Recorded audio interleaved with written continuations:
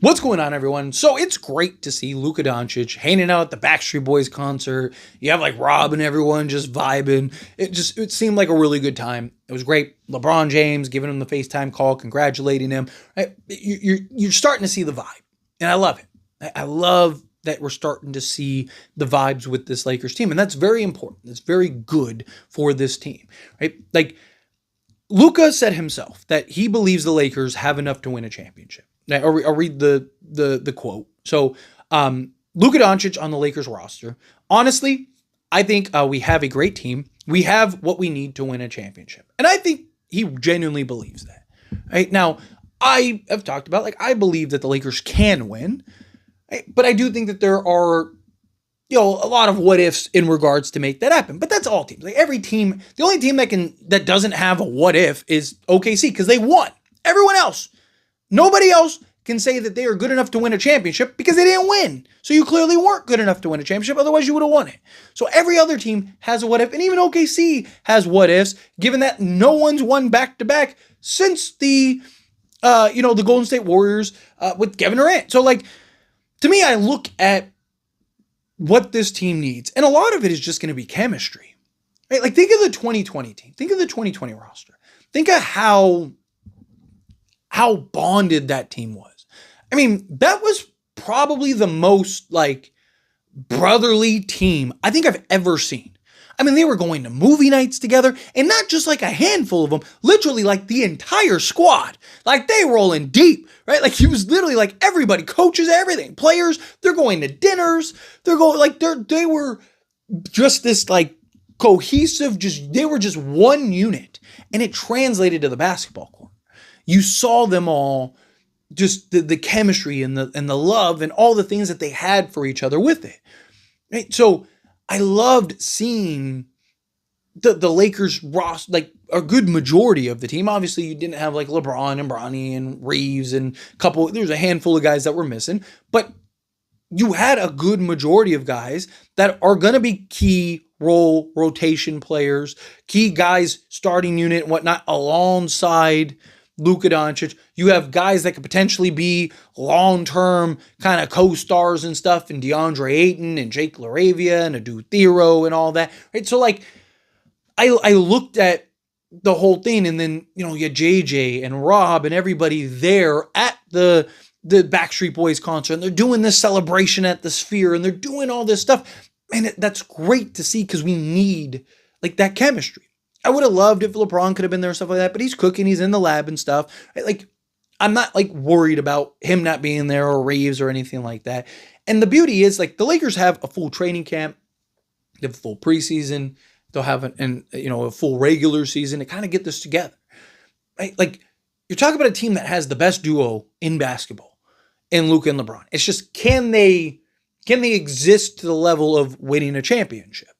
Right? There were moments last year where you looked at it and you're just wow, this is brilliant.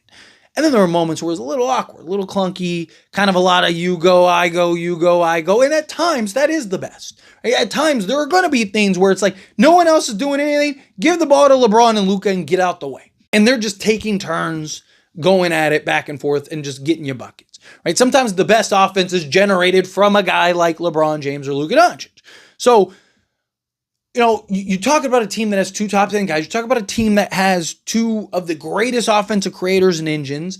The defense obviously is a bit of a concern, but I do think that that's overblown a little bit. I don't think the Lakers are going to be one of the worst defenses in all of basketball. I think they're going to be good, right? Not really good, but good. I think they'll be probably middle of the pack somewhere, top 12, top 15 defense in basketball. They might have stretches where they're the best team, defensively and stuff. But I think where they're really going to thrive is the offense. I think they're going to be the best offense team in basketball. And we've seen, if you're good enough offensively, at least in today's NBA, you can win a championship. How do we know this? Denver. Denver is a great example of that. 15th in the regular season in defense, second worst in all of the playoffs. But they were so good offensively, they breezed through a championship.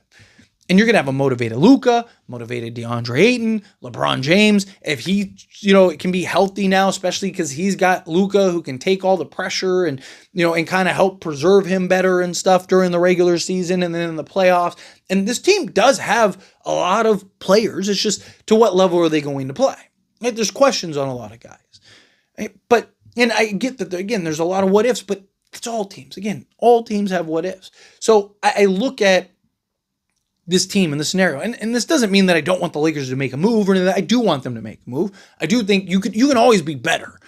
Right? Like, even if the Lakers are the best team in basketball all season long, you can still be better. You can still be, that much, you could create that much more of a gap of separation, right? So if you can find those moves and make the right moves, but I'm okay, and I've talked about that, I'm okay with the Lakers being patient. I'm okay with the Lakers kind of letting things go, letting things develop, just kind of seeing how things kind of kick down the road and whatnot. Right? See, what does Jake LaRavia look like? What does Jared Vanderbilt with his new improved shot and him working on a shot, what does that look like? What does Adu Thero look like? Right? Does Gabe Vincent finally start to look like Miami Gabe for an entire season? Like, there's a lot of things like that could potentially work out in the Lakers' favor enough to where it's like, okay, hey, maybe this team really is a title contender. Maybe this team really can win an NBA championship. Maybe we were, rushing into it too good. Again, this was a team that was the 3 seed last year. And they literally solved all of their needs. To varying degrees, but Marcus Smart, right, gives them that defensive point of attack guy. Jake LaRavia was a B+ rated defender last year and a good offensive player. That's a 3-and-D guy, right? And then got your center position in DeAndre Ayton. It's just to, again, what level, what degree will those guys actually impact this team and be healthy and the roles and so on and so forth. But it's very possible. What if Jake LaRavia is the answer at the 3 spot? What if DeAndre Ayton really is the answer at the center spot? Marcus Smart is like the defensive anchor that's putting it all together. Right? There is, again, a version of this team, a version of this roster where we all look at it and go, wow, okay, this team is great. This team is very good. You can have JJ Redick, who's better for another year, right? Because he's going to have a full season under his belt and, now going into year 2 and is going to learn from his mistakes and be better and, and go through his growing experience and stuff like that. And you start putting and piecing all these little things together, and you look up and all of a sudden you go, wait a minute, we might have something here. The problem is we won't know until we actually get into the season. But you also want cohesiveness. You want chemistry. You want, OKC didn't happen overnight. It took several seasons of them kind of building and molding and rounding out. Indiana, same thing, right? Like, again, if you can make a trade that makes sense, it's great. But, and I do think a lot of people's perception of chemistry is a little overblown. Because people be like, we need chemistry. Yeah, but you also need talent. You also need to be good enough to win.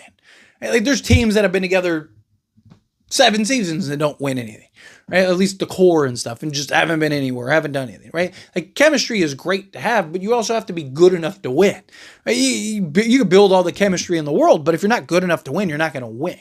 So there has to be that balance. So I think the Lakers are good enough to win, and I do think that they just need to build the chemistry and a couple other things in order to build that, and we could be there. But let me know your thoughts and opinions down in the comments. That being said, as always, this is a discussion. So that being said, if you haven't liked this video, hit that like button. Helps me a lot. We enjoy these types of videos, and I truly appreciate it. Not subscribe channel, hit that subscribe button, turn on the bell notifications. Appreciate y'all. See you in the next one.